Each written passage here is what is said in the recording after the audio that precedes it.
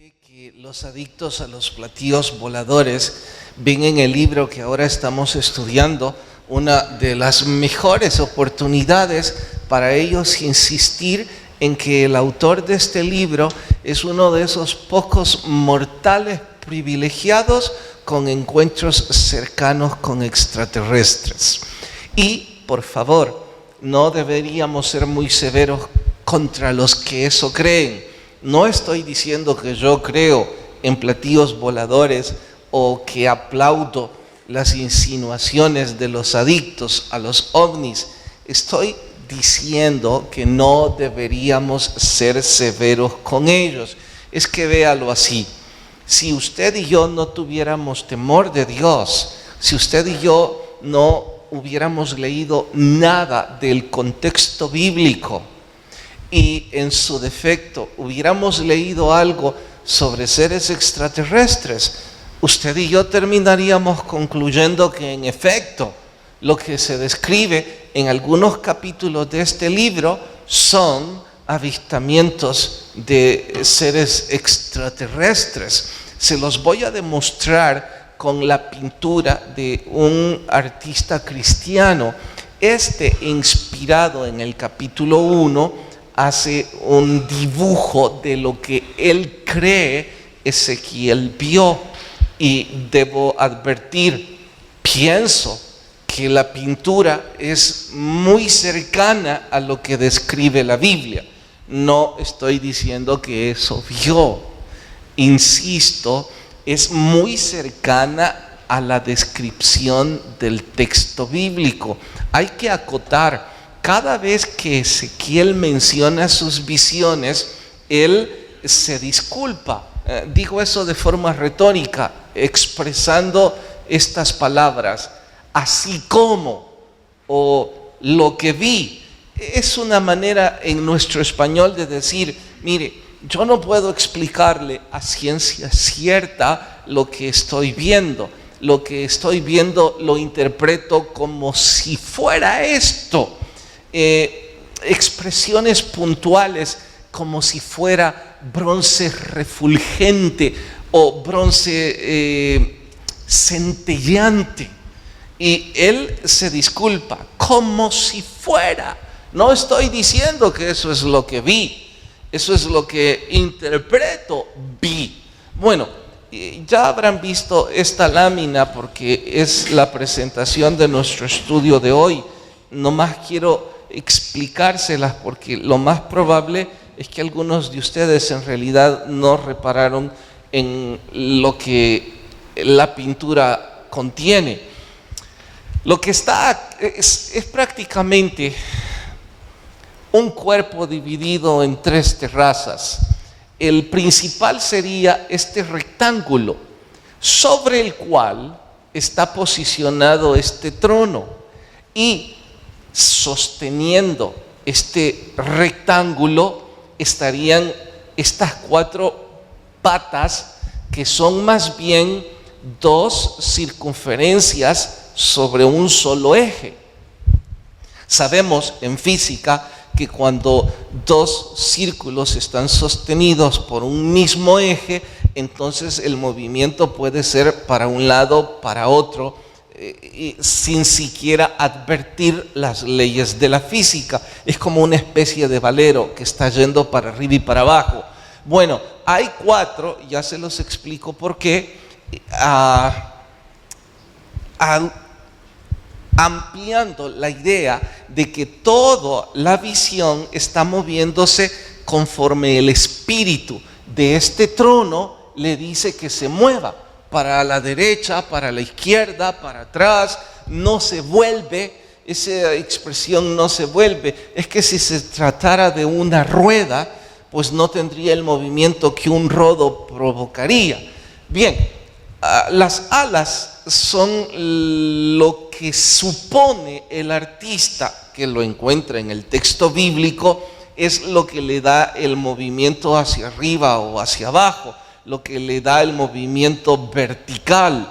Y este trono obviamente es el trono de Dios. Los colores, el bronce refulgente, esas luces centellantes, es lo que él cree, vio. Ahora, en Marco, una vez más, quitemos nuestro temor a Dios, nuestro conocimiento del texto bíblico, aunque sea poco. Y si lo único que hemos escuchado es sobre seres extraterrestres, que no somos los únicos en el mundo o en el sistema o la Vía Láctea, y que se están escuchando muchas apariciones y cosas semejantes, las redes sociales están llenas de todo eso, usted y yo terminaríamos diciendo: de veras, lo que este hombre vio es un avistamiento de un objeto valor no identificado, de un objeto volador no identificado. Claro está que esto es muy remoto a lo que la Biblia dice, y nosotros lo vamos a explicar este día, que es lo que Ezequiel en realidad vio. Pero válido es que usted piense: bueno, y finalmente, ¿qué es lo que el Señor quería enseñarle a Ezequiel? O mejor aún, ¿qué es lo que nosotros deberíamos ver? Pues eso es lo que vamos a estudiar en el sermón de hoy, titulado La visión de la gloria de Dios. Digo, la gloria de Dios, porque lo que ustedes aquí están viendo es literalmente una perspectiva de la gloria de Dios encarnado en Cristo Jesús. Sé que me dirán: yo no veo nada ahí que pinte al Señor Jesucristo. Es que necesitan escuchar la descripción. Vamos a Ezequiel capítulo 1, y por favor, cuando la cita encuentran, se ponen de pie.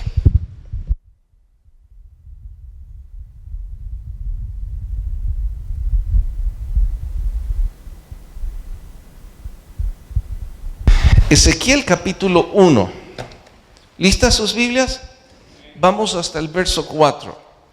Miré, y he aquí, venía del norte un viento tempestuoso y una gran nube con un fuego envolvente. Alrededor de él un resplandor, y en medio del fuego algo que parecía como bronce refulgente.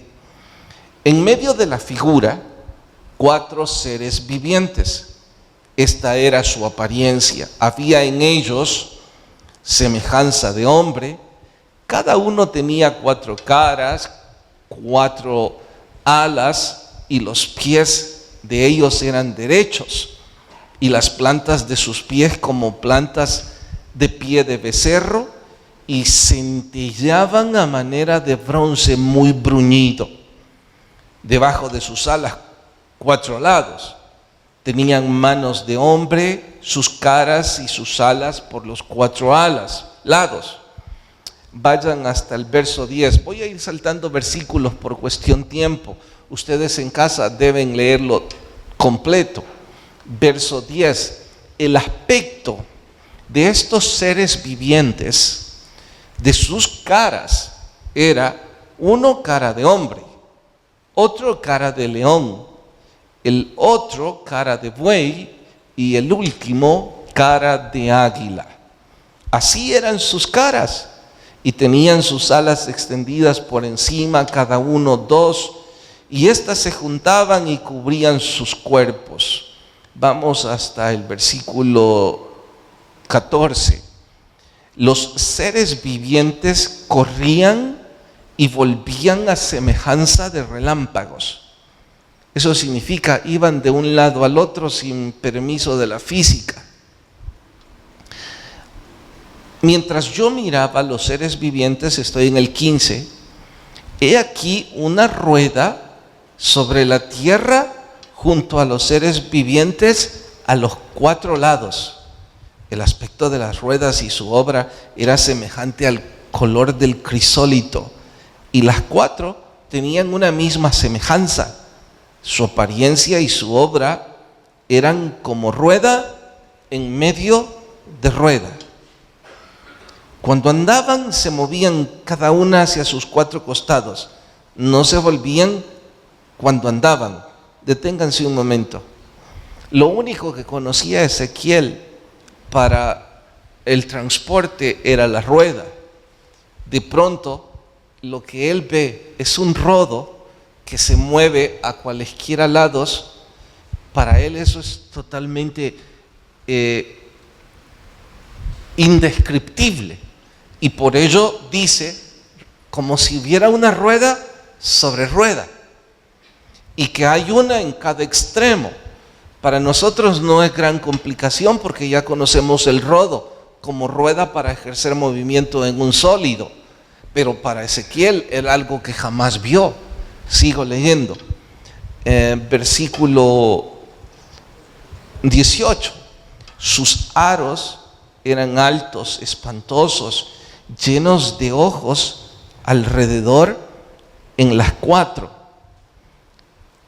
Aquí dicen los amantes de platillos voladores que lo que literalmente está describiendo es turbinas, que está describiendo una cantidad de sensores y cámaras en la parte baja del platillo volador.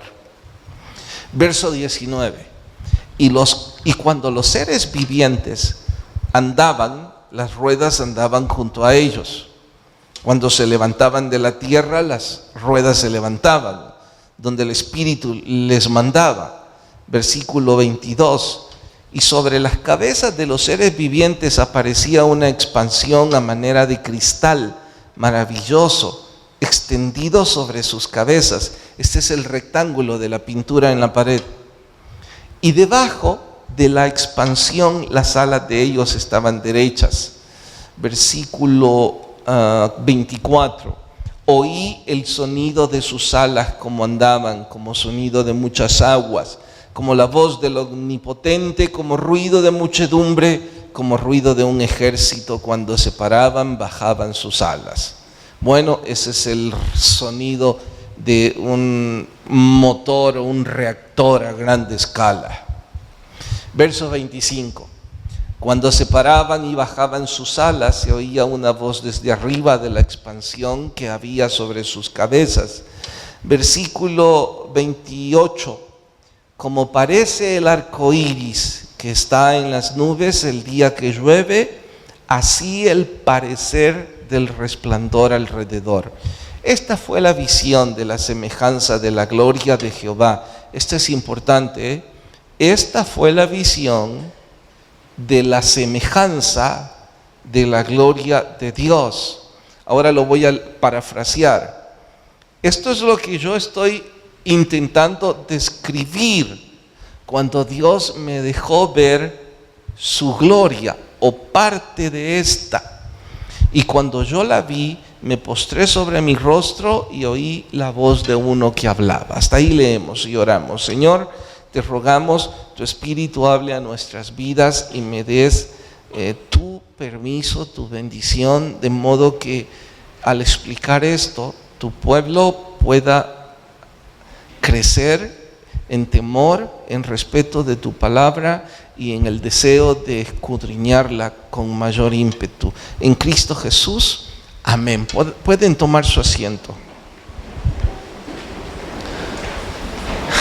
Les dije en media semana que el contexto histórico del libro de Ezequiel es tanto que no vamos a verlo en un solo estudio, sino más bien intentaré como si fueran pequeñas cápsulas que vayamos recibiendo cada cierto estudio para que sea fácilmente asimilable y el propósito de edificación lo logremos alcanzar. De hecho, antes de explicar la visión, debo recordarles que entre los detalles del contexto histórico no podemos nunca pasar por alto la profesión del que escribe este libro.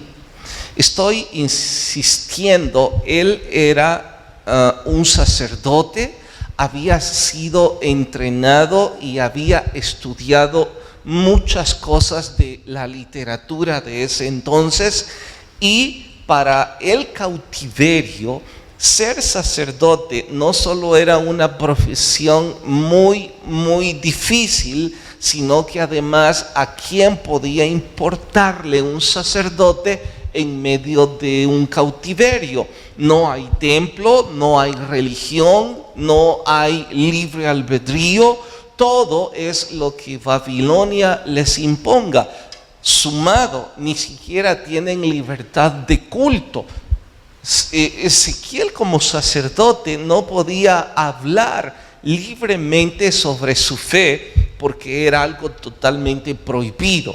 Recalco, ser sacerdote era una profesión muy difícil, pero ser profeta, pueden estar seguros, era mucho más difícil.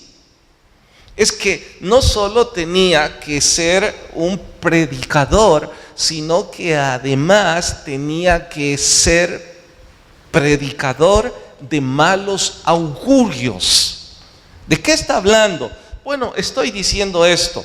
Todos sabemos que un profeta es el personaje del Antiguo Testamento a quien Dios le anticipa el juicio que está por venir. Si en el cautiverio ya es difícil ser predicador, imagínese lo que significa ahora ser predicador de malos augurios.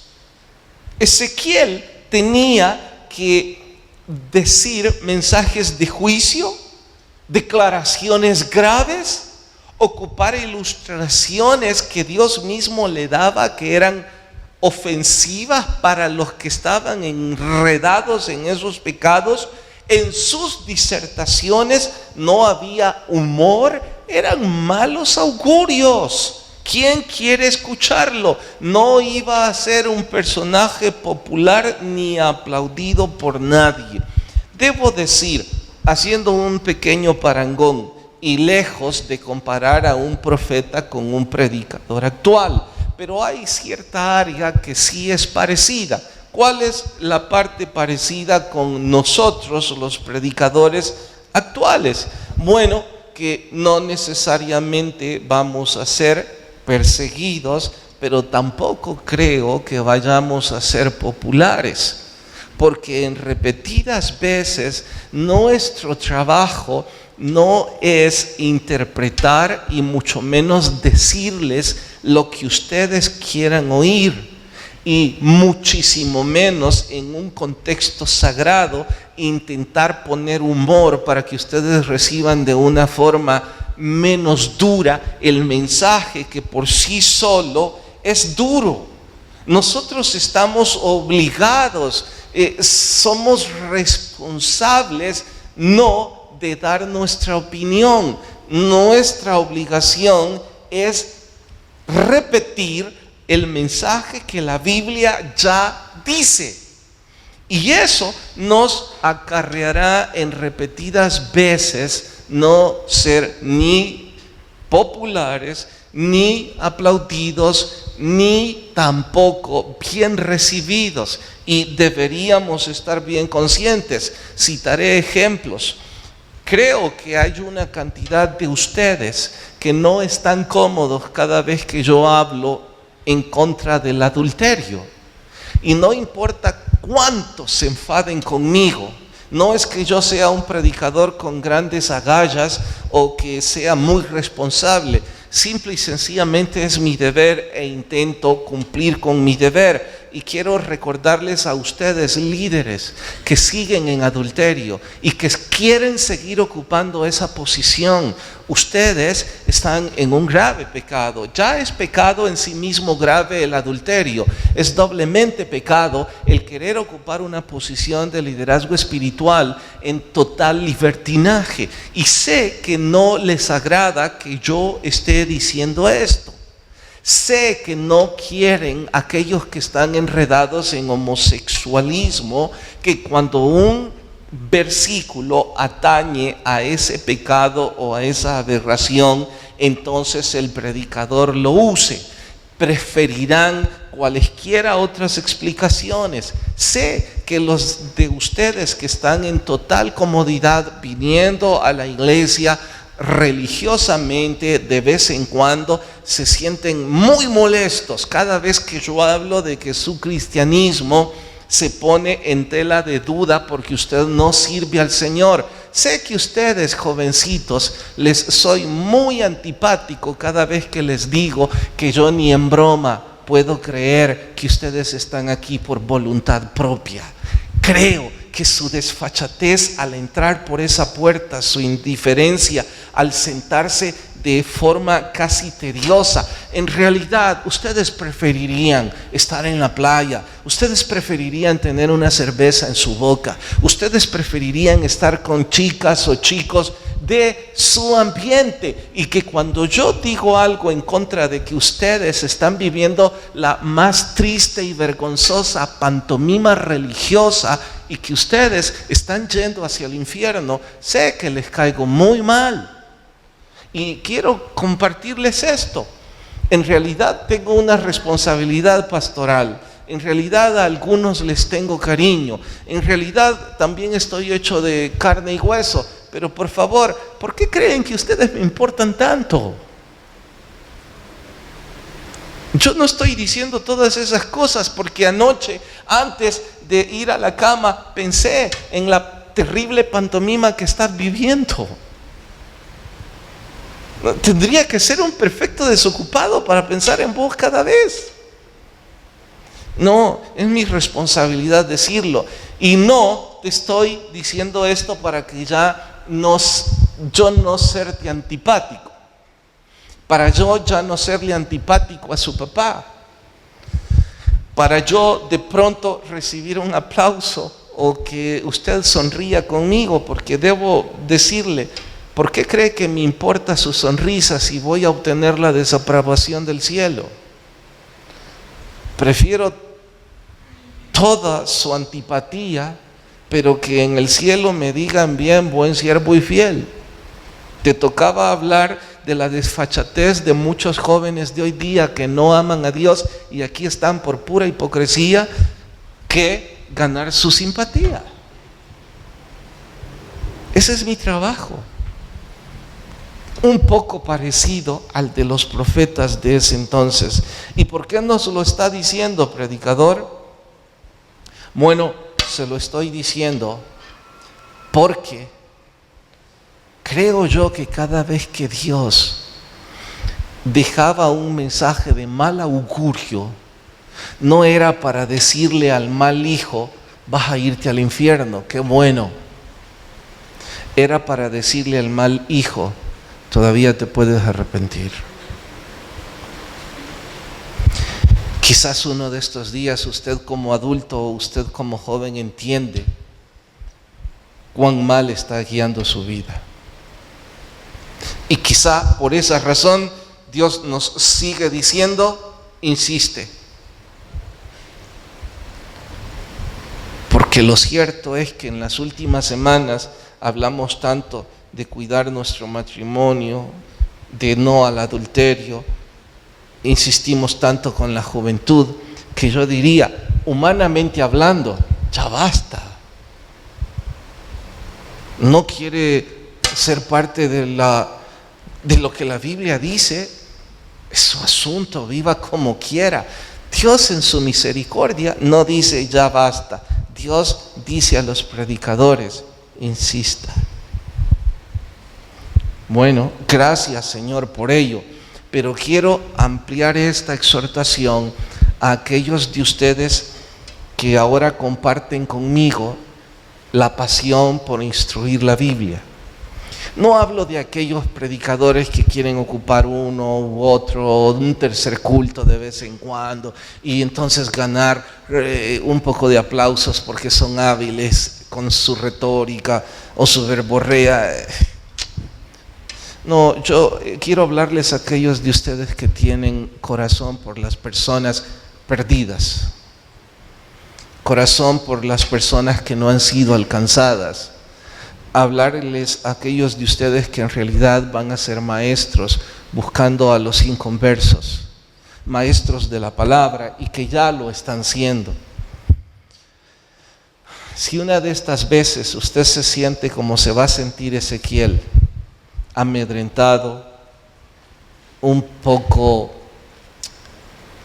consternado y frustrado, comentarle que su experiencia no va a ser la única, que los escritores bíblicos ya ellos describen ese sentimiento de creer que están arando en el mar.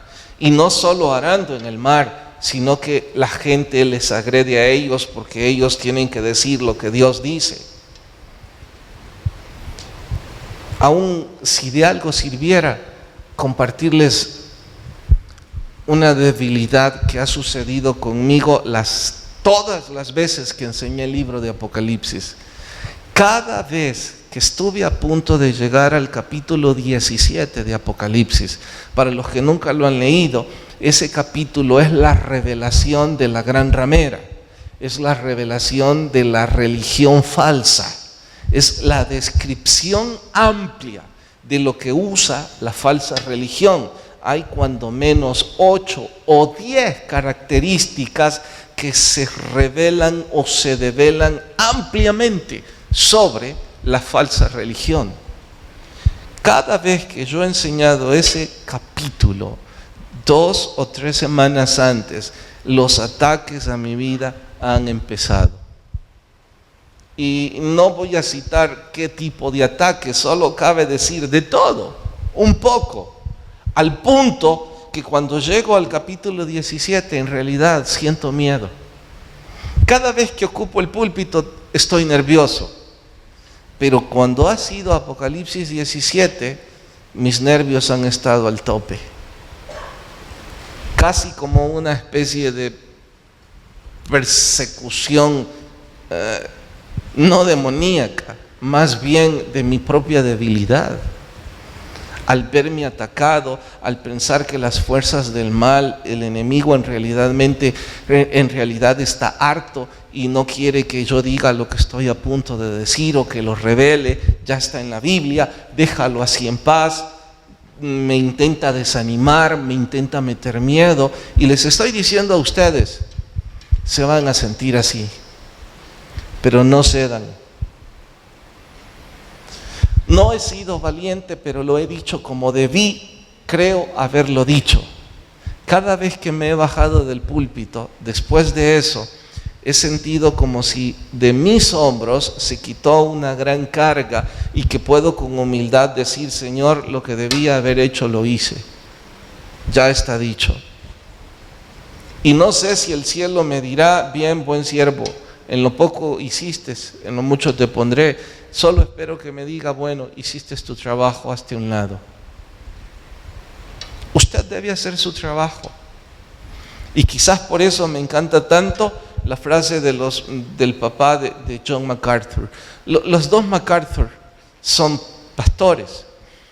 Y cuando el hijo estaba tomando el liderazgo que el papá empezó a dejar, este llegó un poco angustiado a su papá a pedirle el consejo, porque algunos de los líderes estaban dándole la espalda, le estaban presionando, estaban boicoteando su liderazgo, le mostraban aversión, y él empezó a pensar. Claro, el ministerio de su papá había sido algo, o es aún algo tan próspero, tan grande, y de pronto que directivos que aportan mucho dinero, o diáconos o líderes que están dirigiendo muchas cosas, empiecen a dar la espalda. Entonces él empezó a sentir miedo de que las cosas iban a empezar a decrecer, que el dinero no iba a llegar y cosas como esas. Fue donde su papá y le preguntó. Su papá le dijo: ¿y qué es lo que pasa?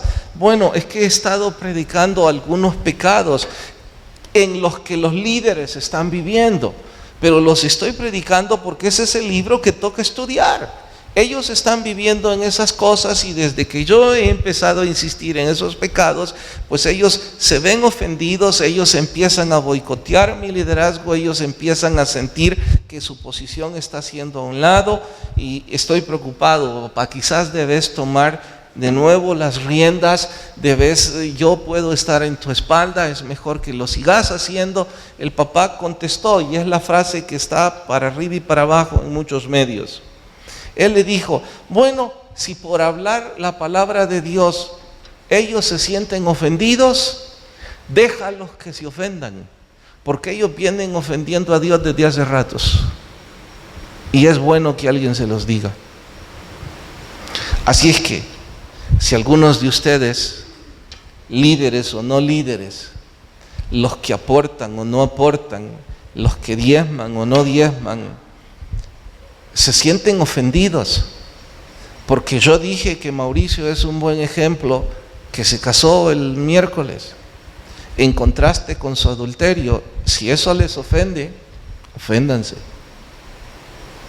Es un pecado. Si de pronto les ofende que yo digo que cómo es posible que quieren ser líderes y no ser fieles con sus diezmos, y eso les ofende, oféndanse lo que quieran. Si a ustedes chicos les ofende que yo les diga que es desfachatez terrible que tus papás sean cristianos y tengan temor de Dios, y que vos entres sin Biblia a cruzar los brazos, a mostrar pantomimas y enfado contra el liderazgo actual, te voy a decir, oféndete lo que te dé la gana, porque no es importante. El problema es que estás ofendiendo a Dios. ¿A quién crees que ofendes al sentarte en esas sillas y no abrir tu boca en el tiempo de la alabanza? ¿Pensás que Osvaldo quiso ahora que se movieran a la derecha y a la izquierda porque él actuó antes en un circo y les quiere hacer reír? No. Es más, fui yo el que hace no sé cuántos meses le dije que hiciera esa dinámica, y te voy a contar por qué lo hice. Porque me frustraba ver a un montón de ustedes que vienen a ofender a Dios con su actitud.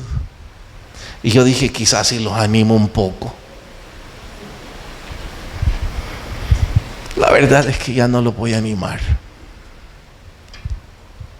En realidad a quien están desechando es a Dios, no a mí. A Osvaldo y a los músicos. Tocan mal, pastor. Las canciones no me gustan. Bueno, ¿saben? Y no he hablado de la visión. Qué bárbaro. Me dijo Danilo la otra noche, mire, voy a tratar de poner canciones juveniles para que los jóvenes canten. Yo sonreí y les dije, a no ser que les pongas música mundana y secular, y la que ellos disfrutan, si no aman a Dios igual no la van a cantar. Porque no están desechando tu trabajo, desechan a Dios. ¿Eso les ofende? Oféndanse. ¿Les ofende que es vergonzoso que estén buscando chica en lugar de buscar a Dios en los atrios de la iglesia? Oféndanse. Fuimos enseñados en la palabra que la primera cosa que debíamos buscar en la casa de Dios era la presencia de Dios. Bueno, vamos a la visión, porque hoy sí creo que les estoy cayendo mal a algunos.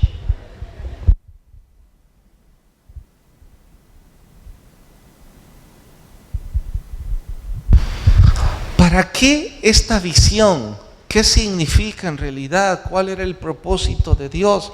Ya nos dijo, pastor, que en efecto lo que Dios quería era mostrarle la gloria de Dios a Ezequiel, pero simple y sencillamente un momento extático, no, muy lejos de eso. Les voy a explicar en qué consiste esta gloria de Dios. Vamos a la siguiente lámina. Voy a mostrarles la visión con un cuadro en donde ustedes van a poder comparar qué es lo que significaba la visión. Aquí en la primera columna vamos a poner los 4 evangelios, aquí vamos a poner el pueblo y aquí vamos a poner cómo presentaban a Cristo. Antes de llenarlo se los voy a explicar el cuadro. Todos saben que hay 4 evangelios, y los que recién empiezan a congregarse con nosotros seguro se habrán preguntado, ¿y por qué 4 si todos hablan lo mismo? La vida, obra, muerte y resurrección de Jesús. ¿Por qué 4 libros hablando lo mismo? Simple, cuando se escribió el evangelio eran 4 culturas las que estaban gobernando el mundo conocido. y se necesitaban puntos referentes. Como les expliqué en media semana que el año 86 es referente para mi generación por el terremoto, el año 586 a.C. es referente para la historia de los profetas del Antiguo Testamento por la caída de Jerusalén. De esa manera también se requiere puntos referentes en el mundo conocido en ese entonces, porque eran 4 culturas las que imperaban, las que gobernaban, por así decirlo, el mundo conocido. Las 4 son puntualmente en nuestro interés los judíos. ¿Por qué los judíos? Es el pueblo escogido por Dios, de ahí vendría el Mesías príncipe. El segundo es Roma. Roma gobernaba sobre el mundo conocido en ese momento, incluyendo a los judíos. Los griegos, en ese momento reinaba su filosofía con mucho mayor auge que en nuestros días. Miren la ironía, ya han pasado más de 3.000 años, desde más o menos, desde que el imperio griego estuvo en su auge, y aún sigue su filosofía influyendo sobre el mundo entero. Prueba de ello es que la filosofía sigue basando sus estudios en la filosofía griega y siguen viendo como sus mejores referentes a los filósofos griegos. La medicina sigue viendo en ellos su mayor fundamento. Los deportes, para quienes lo ignoraban, las Olimpiadas son precisamente fundadas en la filosofía griega, en donde el cuerpo sano y la competencia era parte del desarrollo integral del ser humano. Tengo largo rato para hablar de la filosofía griega actual, cómo influye en la mente del hombre moderno o de la mujer. Imagínense en ese entonces que apenas había cedido el imperio a Roma. La cultura greco-helenística estaba inundando todo Roma. Y cuarto, la iglesia de Cristo. ¿Por qué? Es que muchos ya conocían a Jesús, pero no sabían mucho sobre Jesús. Entonces los evangelios estaban cada uno para hablar a cada uno de esos pueblos de esta manera. Mateo, ahora voy a ocupar el cuadro. No, mejor explico y después les muestro el cuadro. Mateo les iba a hablar a los judíos. Y como los judíos estaban esperando al Mesías príncipe, entonces Mateo iba a presentar a Jesús de acuerdo a su contexto cultural, a un rey. Y por eso Mateo presenta a Jesús como el rey de los judíos. Luego, Marcos, él iba a evangelizar. Es como que les digo a ustedes, todos ustedes son Marcos, vayan ahora a Roma y presenten a Jesús. Evangelicen a la gente, háblenle sobre la vida, obra, muerte de nuestro Salvador. Entonces, si ustedes van allá y presentan a nuestro Señor Jesucristo como el Rey de los judíos, nadie los va a escuchar, van a cerrar sus oídos, porque para los judíos Cristo es un judío. Para los romanos, Cristo es un judío. ¿Y qué eran los judíos para los romanos? Esclavos, siervos, y usted de pronto llega a decirle que Jesús es su rey, no lo escucharán. Pero si usted les dice que Jesús es un siervo, a ver, cuénteme de ese siervo. Entonces Marcos presenta en su evangelio a nuestro Señor como el siervo, y por eso es que en sus pasajes dice, Él vino a servir, no a ser servido. Mi reino no es de este mundo. El más grande de todos en mi reino, dijo Jesús, es el que más sirve. Ese era el concepto para Roma. Luego, los griegos, ya les dije toda su filosofía. Se necesitaba otro filósofo para hablarles a los filósofos. Y por eso nuestro Dios envió a Lucas, que era un doctor. En ese entonces no solo se especializaban en medicina, tenían cantidad de especialidades. Y de ahí que Lucas, además un buen escritor, presente a Jesús como los griegos querían escuchar. lo presentó como el Hijo del Hombre. ¿Por qué? Porque para los griegos el hombre es la perfección de la creación, no la mujer, sino que el cuerpo del hombre. Por eso tanto homosexualismo en la filosofía griega de ese entonces. Pues como para ellos lo más grande es el hombre, Lucas presenta a nuestro Señor Jesús como el Hijo del Hombre, lo más grande alguna vez creado. Y finalmente Juan le escribe a la iglesia. Ellos ya sabían que Jesús era el Cristo, pero no lo concebían aún como el Hijo de Dios. No terminaban de entender la Trinidad, y de allí que Juan les hable como el Hijo de Dios. Ahora vean el cuadro, ahora sí toma sentido. Aquí arriba, que ustedes deberían hacer esto en sus casas, está el Evangelio, el pueblo al que ellos predicaron y cómo presentarían a Cristo. En este caso, Mateo a los judíos como a rey. Y no pusiste Juan. Y el último, Juan, le habló a la iglesia como Hijo de Dios. Ya les expliqué todo esto hace unos segundos. Se los escribo para que ustedes lo tengan en su imaginación y en sus casas. Deberían, los que de ustedes van a ser estudiantes de la Biblia, que sería hermoso que fueran todos, pero ¿para qué me engaño yo mismo? Ya sé que algunos de ustedes hubieran estado más animados si el estudio de hoy estuviera revestido de humor. Los hago reír, les cuento gracias, desgracias, y entonces dicen, wow, qué chistoso estuvo el pastor. No, esto es nada más para los que quieren estudiar la palabra. Entonces, para los que van a estudiar la palabra, irán a sus casas, buscarán una hoja, un papel y tratarán de que el Espíritu de Dios les guíe e intentarán hacer esto. Allí, ¿qué tiene que ver todo esto con Ezequiel, predicador? Ahora verán. Si recuerdan, aquí arriba está la visión de Ezequiel. Dice que uno tenía cara de león, el otro tenía cara de buey, el otro tenía cara de águila, y por aquí la cara de hombre, y que eran más o menos así, que tenían 4 alas cada uno, y león, buey, hombre, águila. Ahora, si nosotros preguntamos cuál es el animal rey, ese es el león, está aquí. Si preguntamos cuál es el animal que simboliza al siervo, pues ese es el buey. Si preguntamos cuál es el animal que simboliza al hombre, es el hombre. De hecho, saben que el hombre es especie animal. No digo que los hombres nos portamos como animales, aunque también a veces he dicho que el hombre representa al hombre.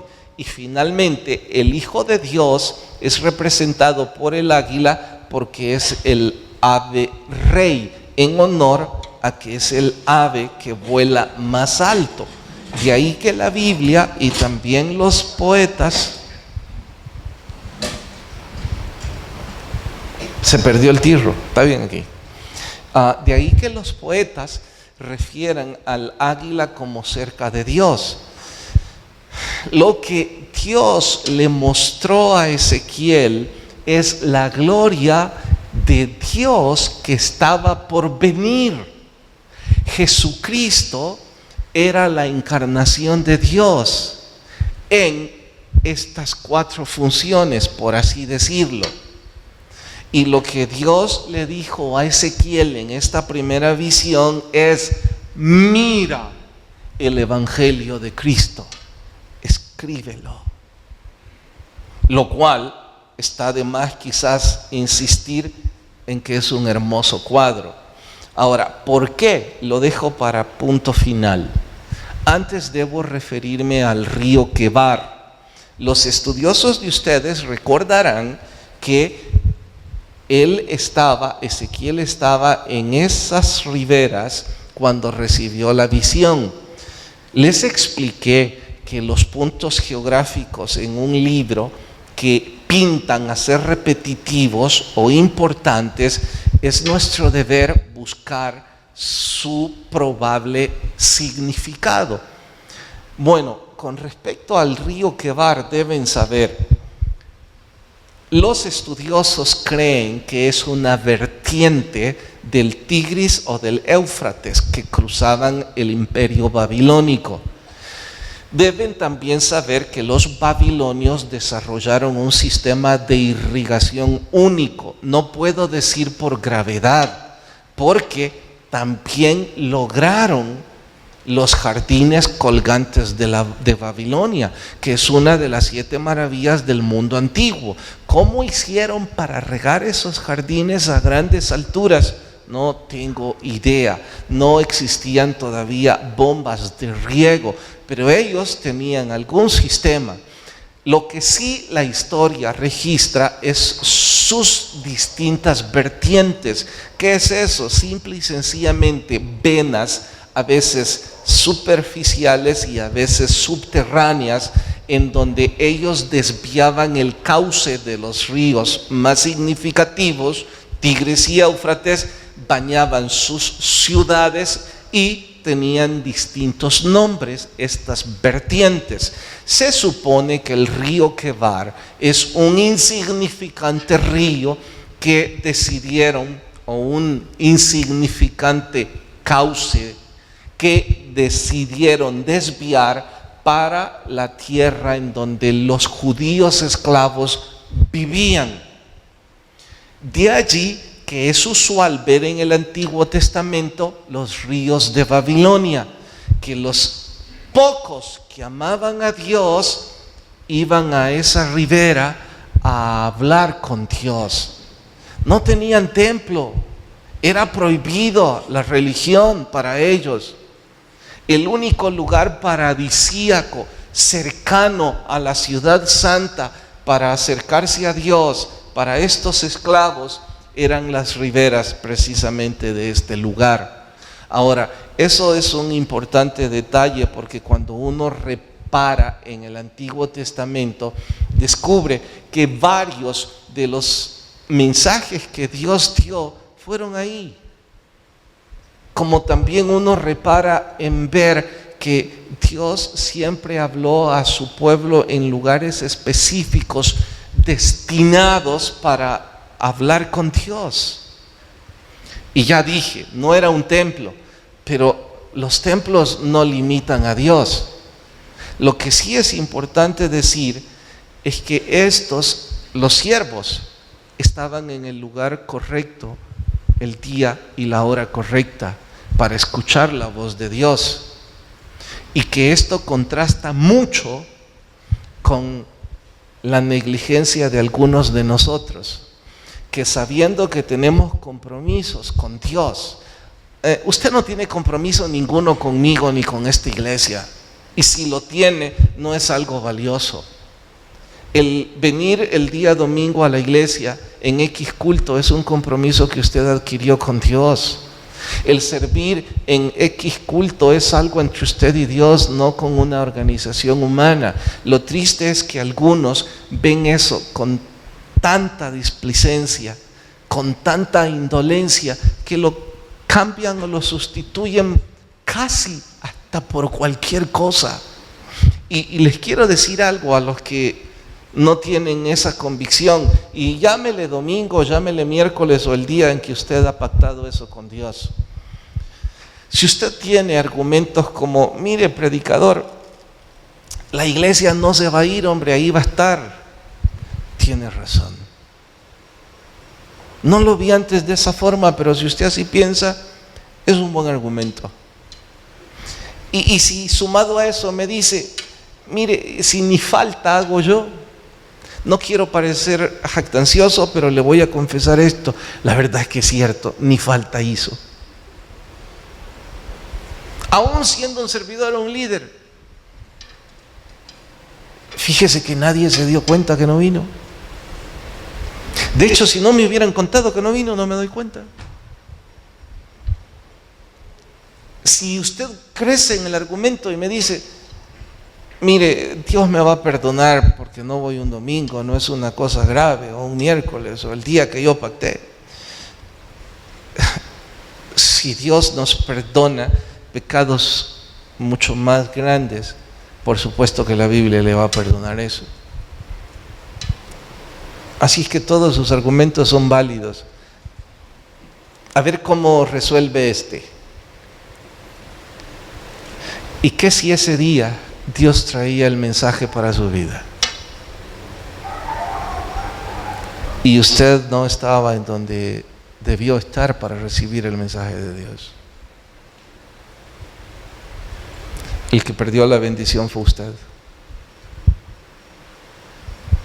Decide cambiar el lugar de adoración, el día de adoración, la hora de adoración, por casi cualquier cosa. Llámele trabajo, llámele vacaciones, llámele placer, llámele como quiera. Nomás reflexione. Wow, ¿y si ese es el día en que Dios iba a hablar conmigo? ¿Era ese el día en que Dios me iba a mostrar su gloria de alguna manera? Porque ahora les doy el propósito del libro. ¿Por qué se escribió este libro? Está atado con esa visión. Ezequiel estaba a punto de entrar a un túnel de dolor, tristeza y mucha dificultad como predicador. De hecho, pronto verán que su esposa muere. Pronto verán que nadie le escucha. Pronto verán que se convirtió en un predicador detestado, porque viviendo en cautiverio les decía: van a estar peor que esto. Y ellos se enfadaban con el predicador, con el profeta. No reparaban que era un mensaje para oportunidad. Entonces Dios le dijo a Ezequiel: para fortalecer tu vida y animar a los pocos que se iban a escuchar el mensaje, quiero que veas lo más glorioso y hermoso que un mortal jamás ha soñado ver. Vas a ver la gloria de Dios y al Hijo de Dios sentado en su trono. Eso es la gloria de Dios. Y si usted me pregunta: ¿y cómo eso me atañe a mí? Déjeme citarle algunos ejemplos de cómo nos atañe. Cuando yo leo esto, tengo el gusto de decirle a algunos de ustedes que están pasando problemas: oigan, hermanos, por encima de las políticas del gobierno en turno, Dios sigue sentado sobre su trono. Tengo el privilegio de decirles que por encima de la delincuencia y la maldad que reina en este país hoy día, Dios sigue reinando sobre su trono. Tengo que decirles a ustedes que están pasando problemas con sus suegros, que por encima de la grosería de su suegro, su suegra o sus suegros, Dios sigue sentado en su trono. Él tiene un propósito en todo esto. Quiero decirle a mi amigo que esta semana, quebrantado, me dijo: he sido gerente de esa empresa tantos años, les he dado a ganar tanto dinero a los dueños. Y yo le dije: pero ¿qué te pasa? Me dijiste que siempre te han tratado bien, que son cristianos. Sí, pero mira, desde que he empezado a buscar del Señor, tanto tiempo no lo hice. Ahora que estoy buscando al Señor y tengo 2 horas de almuerzo, entonces en mi oficina 10, 15 minutos me siento a leer la Biblia, y otros 2 o 3 cristianos me dijeron que si querían leer conmigo, y ahora resulta que somos como 20. Y el dueño, que es cristiano, me llamó a su oficina para decirme que no confunda que las cosas de la iglesia son en la iglesia y que el trabajo es trabajo. Yo me excusé diciéndole: pero mire, es en mi hora de almuerzo, es la hora de almuerzo, no me importa cuál es la hora, aquí es dinero. Y también quiero advertirle sobre esa ayuda que usted le está dando a ese joven, porque él está ayudando a un joven que va hacia las misiones y que no es parte de nuestra iglesia. ¿Cómo usted va a usar dinero que está en gasto de representación para cosas, la iglesia hágalo en la iglesia, aquí es para hacer dinero. Y me dice mi amigo, mira, yo gasté mucho dinero en parrandas, en fiestas, en alcohol para los empleados. Ahora que soy cristiano, solo puse un poco, la mayor parte fue de mi dinero para ayudar a ese joven que va a las misiones. Resulta que tengo que quitarlo porque es un muchacho que va para las misiones y ellos se creen cristianos. Y yo ahora tengo el privilegio de decirle a mi amigo, hey, Dios sigue sentado en su trono, mi amigo. Él ve lo que está pasando. Él ve las ruedas. Dice que hay ojos y que se mueven en todas direcciones y que están llenas de ojos. Y que Él ya tiene la visión para ese chico, para tu vida, para tu familia, para toda esa empresa, si es que Dios te está llamando para hablar. ¿Qué hago? Dijo. Bueno, solo llénate de fe y espera que el Señor hará. Y es lo mismo que tengo que decirle a usted y me tengo que decir a mí mismo. Dios sigue sentado en su trono. Usted siga confiando en eso y lea Ezequiel 1. Oramos. Señor, gracias por tu palabra y por lo que esta nos enseña. Perdóname por las veces que he desanimado, por la respuesta o el resultado que otros tienen hacia tu palabra. Yo me muestro atemorizado. Gracias por animarnos, gracias por encontrar tantas cosas bellas en la palabra. Si alguien